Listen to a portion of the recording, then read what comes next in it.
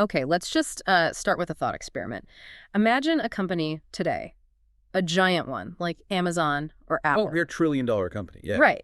Now imagine that company suddenly decides it's not just in the business of selling things anymore. It wants to be a country. So it acquires its own navy, a sovereign navy. Exactly. And it starts printing its own currency, and that currency actually works. Then it uses that private navy to invade, say, an entire subcontinent. It sounds like a wild sci-fi plot Yeah. or, some kind of dystopian nightmare. And yet this wasn't fiction. This was the reality of the 18th and 19th centuries.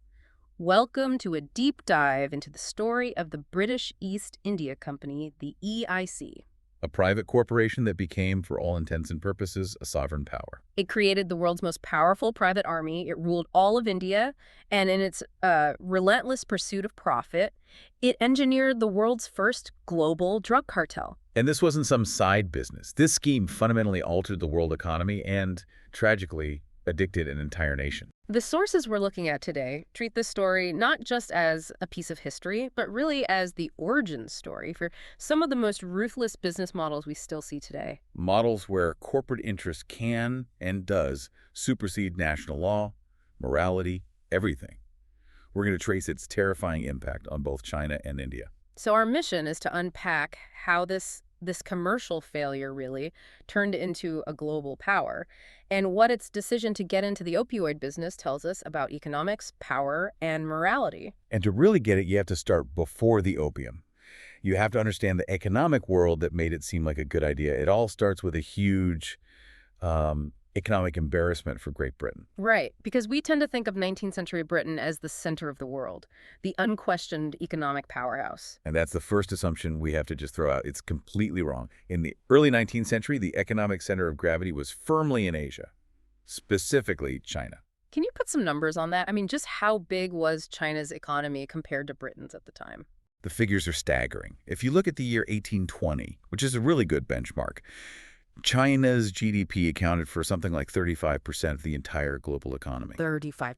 Wow. That's a monumental number. It speaks to centuries of productivity, incredible manufacturing, and Britain, the mistress of the seas. They didn't command even a quarter of that.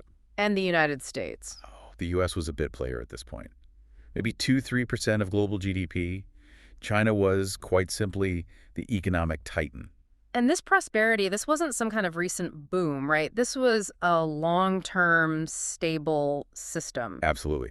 Historians call it a golden age. That really started back in the 16th century. The population had doubled, but things were stable. Taxes were relatively low. There weren't a lot of major wars. And they made things the whole world wanted. They had perfected the production of high-demand luxury goods. We're talking beautiful silk, exquisite porcelain, and the big one, tea. Tea was becoming this absolute necessity in Europe. So they were basically running a massive export economy. Everyone wanted their stuff, but they didn't really need anything from anyone else. Yeah, that's the key. It was a net positive economy.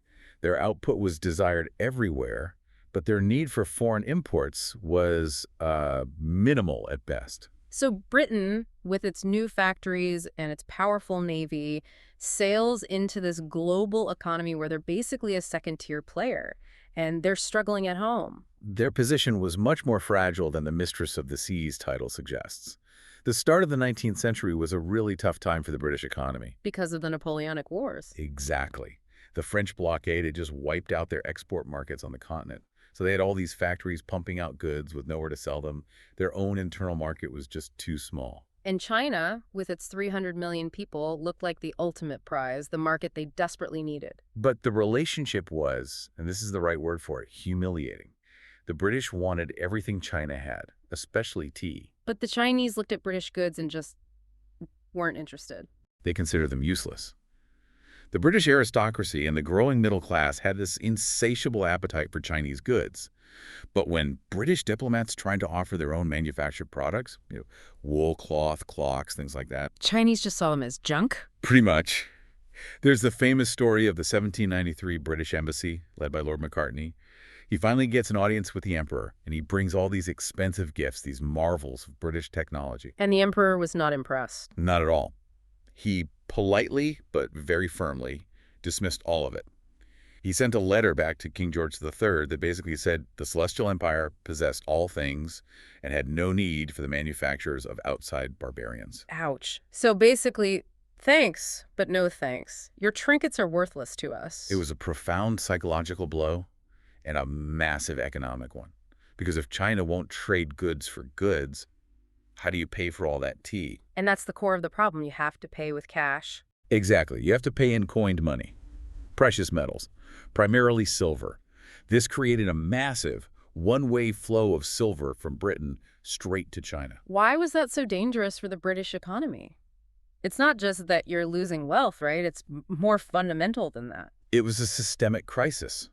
The British pound at the time was pegged to a metallic standard. The amount of paper money the Bank of England could issue was directly tied to the gold and silver it held in its vaults. So as the silver physically leaves the country to pay for tea. The entire national treasury shrinks, and that has a crippling effect. It becomes incredibly hard to fund the government, the military, and critically, it restricts the money supply you need to finance the Industrial Revolution. So it's actively strangling their own economic growth at the source. Yes, it creates this huge deflationary pressure. They were forced into desperate measures, like printing money that wasn't backed by silver, risking massive inflation just to keep the economy from seizing up. Yeah. They were losing a financial war. So the mission became an existential one. Find a product, any product, something China had to buy, to reverse that catastrophic flow of silver. And the product they landed on, with a chilling kind of practicality, was opium. Which brings us to the company that would execute this plan. Let's unpack the EIC itself. How did it go from a trading company to, well, a corporate state? It starts in the early 17th century as a joint stock company. And we have to remember, for its time, this was a revolutionary idea. The birth of the modern corporation. Truly, it allowed private investors to pool vast sums of money for these incredibly high-risk, long-distance ventures that no single person could ever afford. And the government was in on it from the start. Yes, the state had a shareholding, but there was this realization even 400 years ago that state-run enterprises were often inefficient. They figured that private groups, driven by the profit motive, were just better at business optimization. And for the early investors who got in, the returns were insane. Absolutely spectacular. We have records of EIC shares jumping over 500% in just 9 years at the end of the 16th century. It created a frenzy. Which attracted the wealthiest, most ambitious people in Britain? They saw it as this vehicle for personal enrichment that was just unparalleled. And that wealth wasn't just for the shareholders in London. The guys on the ground, or rather on the seas, the ship captains, were making fortunes. The compensation for these captains is just mind-boggling. Their official salary might be 120 pounds a year, which was already 10 times what a normal worker made. But that was just the beginning. On top of that, you have pensions, grants. Their official income could be boosted up to 4,000 pounds. But the real money wasn't on the books. It was the smuggling, the private trade they ran on the side. Exactly. It was a massive black market operation. They'd use the company's ships and the company's routes to conduct their own private business completely off the record. And they could get away with it because they were literally on the other side of the world. There was no accountability. They were thousands of miles from London. The money they made was enormous. A captain could pocket up to 3,000 pounds a year just from this illicit trade. In today's money, what are we talking about? It's the equivalent of nearly 850,000 pounds, almost £1 million a year, tax-free. They were the original globe-trotting executives running personal schemes. So individuals are getting fabulously wealthy. But the incredible irony is that for its first century or so, the company itself, the EIC, was largely a failure. That's the core paradox. Their original goal was the spice trade in modern-day Indonesia, hugely lucrative. That they got beat. Decisively by their rivals, the Dutch corporation, the VOC. The Dutch locked up the Spice Islands, so the EIC had to settle for their second choice, which was India.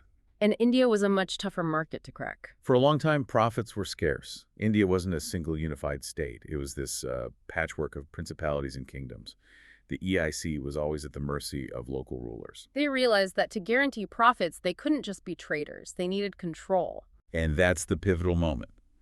The company makes the radical decision to create its own army. The world's first major corporate private military company, a PMC. Yes, a small but incredibly effective force. And with this army, they went from negotiating to conquering. The turning point was when they crushed the Principality of Bengal. And this wasn't just a military victory, it was a corporate takeover. They looted the place. The scale of the financial extraction is stunning. From Bengal, they seized assets through direct plunder, forced taxes, you name it, equivalent to a full month of the entire GDP of Great Britain. A single corporate raid nets them the equivalent of a month's national income. It immediately transformed the company. Suddenly, they're not just a trading firm, they're a sovereign power that can wage war and dictate terms. And with that power, they turned India into a vast corporate plantation. It was a horrifyingly efficient system. The local inhabitants became, in effect, corporate slaves. They were tied to the land, forced to produce goods, cotton, indigo, and later opium for pennies. And if they refused? Refusal meant robbery. It meant murder. The corporate army enforced the contracts. There was no recourse. The numbers on this extraction are just hard to comprehend. In just 15 years after the takeover of Bengal, the EIC squeezed about £1 billion out of the region. £1 billion. Let's put that in context. That sum was equal to the entire gross domestic product of Great Britain during that same period. A private company had achieved the economic output of its home nation through pure plunder. And that plundered wealth is what financed the Industrial Revolution back home. It's the direct seed capital. This sudden, massive injection of wealth is what funded the factories, the canals, the technology that made Britain a global power. It's the dark foundation of that entire era. But a system that brutal, that extractive, it can't last. You're literally killing the host. Inevitably. The exploitation led to horrific famines. Historians estimate that in those 15 years, something like 12 million people died in EIC-controlled territories. 12 million. And when you kill off your workforce on that scale, your business model collapses. By the mid-1770s, despite all the plunder, the company was nearly bankrupt. And they had to go to the British government for a bailout. The first too-big-to-fail corporation. They needed a state bailout. And at the exact moment of crisis, they desperately needed a new, guaranteed, high-profit product. A product that would solve their financial problems and Britain's silver problem in one fell swoop. And that product was opium. Okay, so let's get into the business model of the cartel itself. Opium wasn't new to China, was it?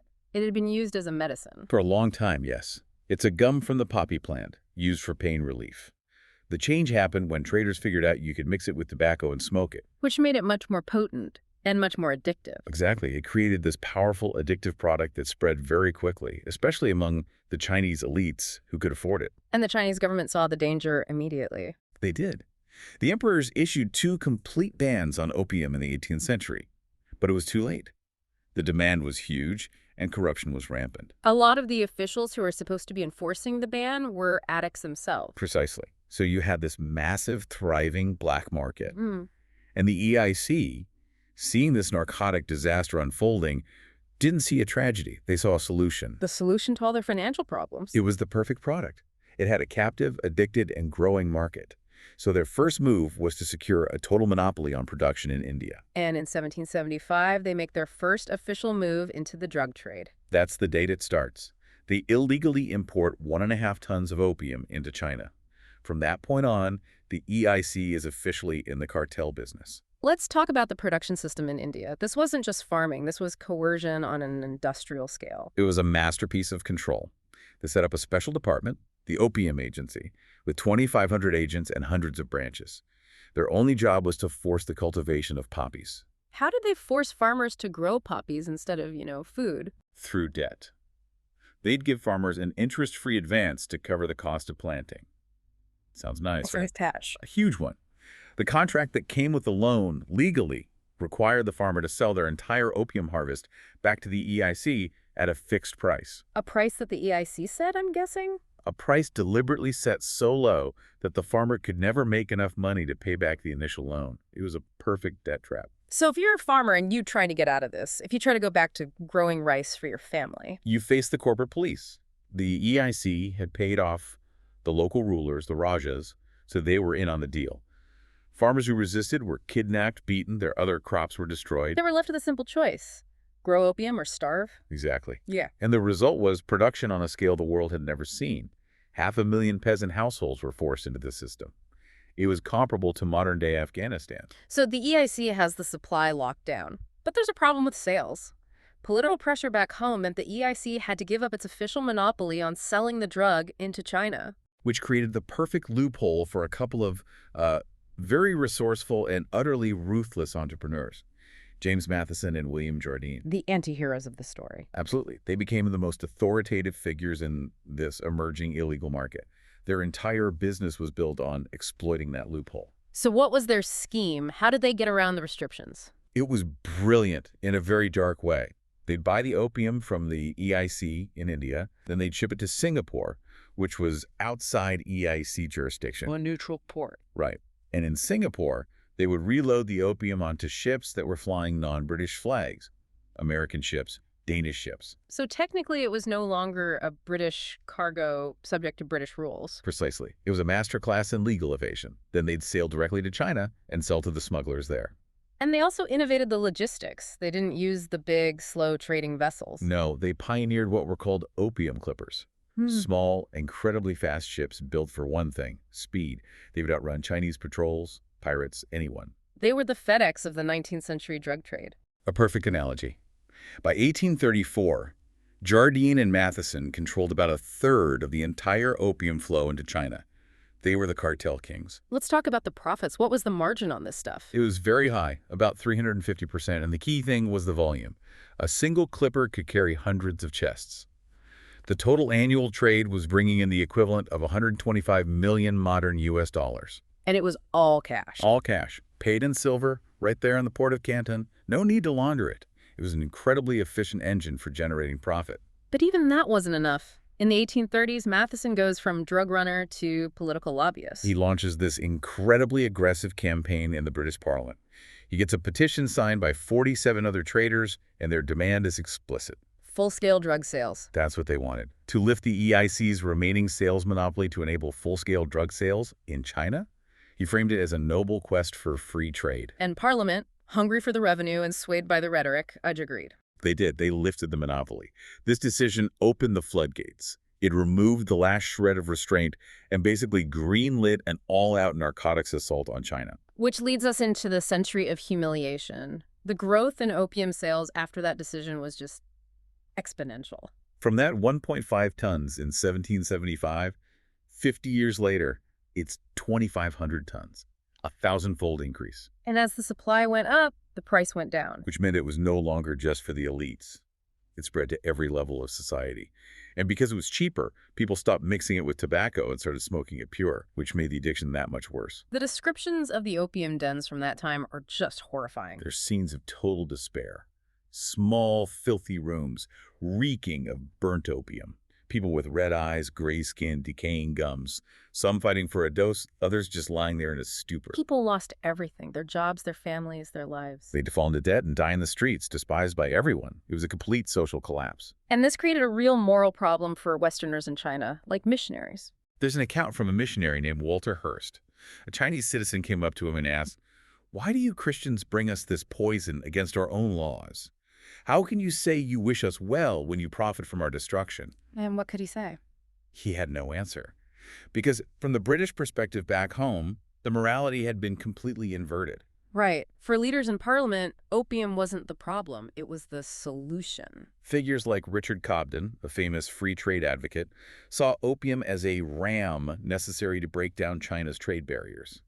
The opening of China was Britain's great mission. And if that mission required addicting millions of people, so be it. The human cost was seen as a regrettable but necessary price for progress and profit. And the profit was undeniable. The entire economic relationship had flipped. The silver drain was reversed. Completely.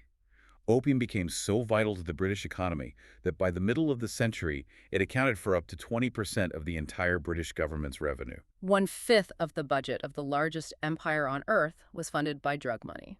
That's the bottom line. The new trade triangle was simple. British goods to India, buy opium. Opium to China, get silver and tea. Key back to Britain. China was trading its national wealth for addiction. And by the 1830s, this wasn't just a social problem for China anymore. It was an existential threat to the state itself. The reports for the provinces were terrifying. In the capital, 1 in 5 officials was an addict. In the south, it was as high as 60%. The government was ceasing to function. It was paralysis. The army, the bureaucracy, the justice system, all hollowed out by addiction. And the economy was in free fall. 75% of China's imports for narcotics, gold and silver, were flooding out of the country. Their entire monetary system was on the verge of collapse. Yes, so the emperor, facing total ruin, finally decides on decisive action. He appoints his most honest, most incorruptible official, a man named Lin Zexu. And Lin Zexu launches China's first war on drugs. A total war. He imposes the death penalty for selling, mandatory treatment for users, but he knew he had to go after the source. He marches his forces to the British trading district in Canton. And he lays siege. He surrounds them and demands they surrender every last chest of opium. Which, after a standoff, they do. They hand over 1,200 tons of the drug. And Lin Zexu makes a huge public spectacle of destroying it. He has it all mixed with lime and salt and dumped into the sea. It was a massive statement. But then he makes a fatal miscalculation. He tries to appeal to the morality of the British. He writes a letter to Queen Victoria. It's a famous letter. And it's a very logical Confucian argument. He says, look, narcotics are banned in your country, Britain. So how can it be morally right for you to produce them and sell them to my country? He's asking for a single standard of justice. He is. He's asking her to stop the production in India. And in London, this letter is met with total outrage. The sheer arrogance, in their view, of a Chinese official dictating morality to the Queen of England. It was the perfect excuse for war. And Jardine, the drug lord, arrives in London to make sure that war happens. He becomes the chief lobbyist for the war. He meets with the foreign minister. He pays newspapers to run articles portraying the Chinese as astonishingly stupid and conceited.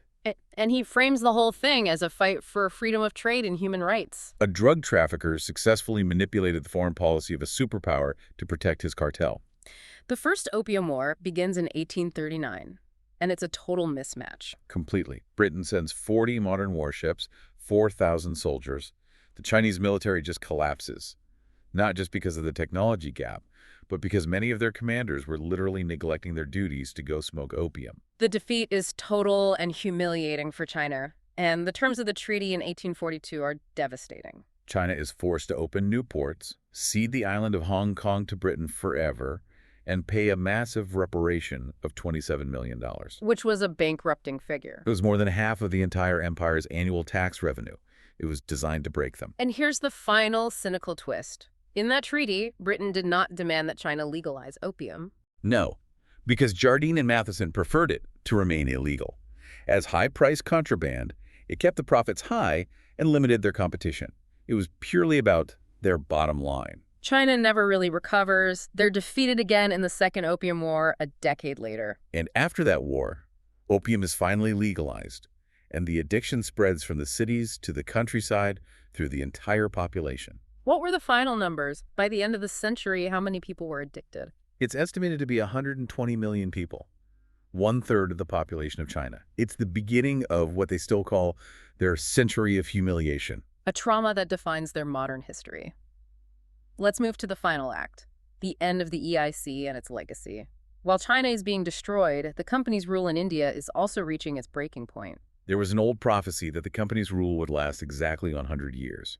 And right on schedule, in 1857, the Indian Mutiny breaks out. A massive, violent uprising against corporate rule. It was brutally crushed. Something like 800,000 people were killed.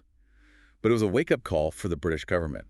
They realized that EIC was too unstable, too corrupt, to be running an empire. So they nationalized it. Essentially, yes. In 1858, Parliament stripped the EIC of all its governmental powers, its army, its administration of India. And then in 1873, it was formally dissolved with the stroke of a pen. The world's first corporate state just ceases to exist. But the drug trade didn't stop. The British Crown just took it over. The business was too profitable to give up. For a while, yes. The opium supply to China continued to grow under official British colonial rule. But eventually, the public mood in Britain started to change. Led by religious groups and politicians like William Gladstone. Gladstone was one of the loudest critics. He gave a famous speech where he said, "Our flag must not become a pirate flag, defending a godless and deeply sinful enterprise." And eventually, that moral pressure worked. It took another 15 years, but Britain and China finally agreed to gradually phase out the trade. But the damage, especially to India, was permanent. You can't overstate the economic ruin the EIC left behind. Before the British arrived, India was an economic powerhouse.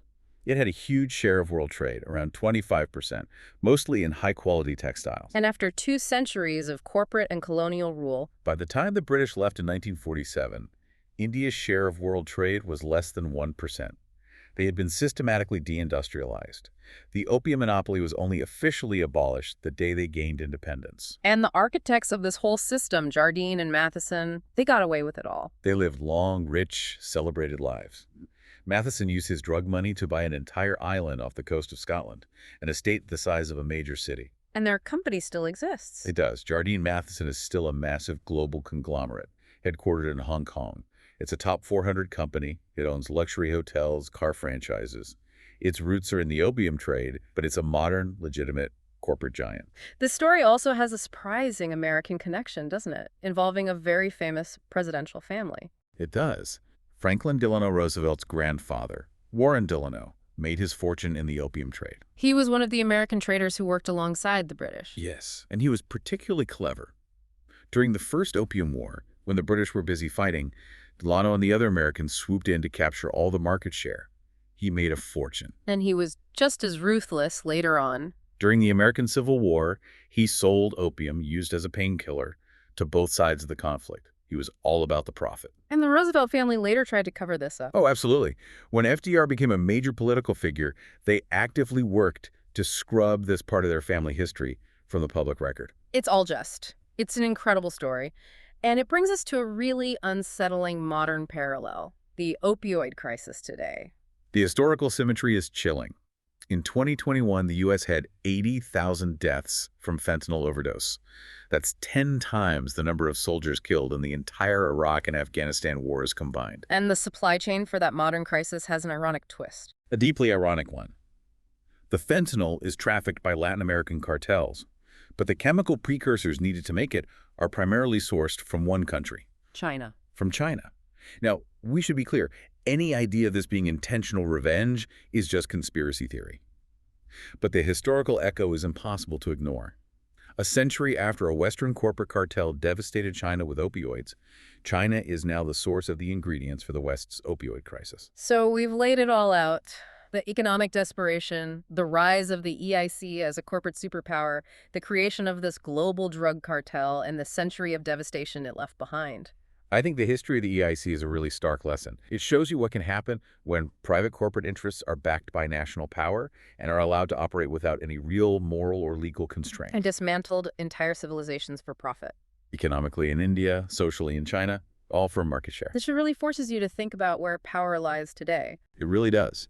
The EIC proved that a private company could create its own army, its own currency, its own government, and become powerful enough to rival the nation that spawned it. So when you look at the biggest corporations today, the tech giants, the financial firms with balance sheets that dwarf many countries, it raises a really important question for you to think about. Where is the true center of global power today, and just how accountable is it?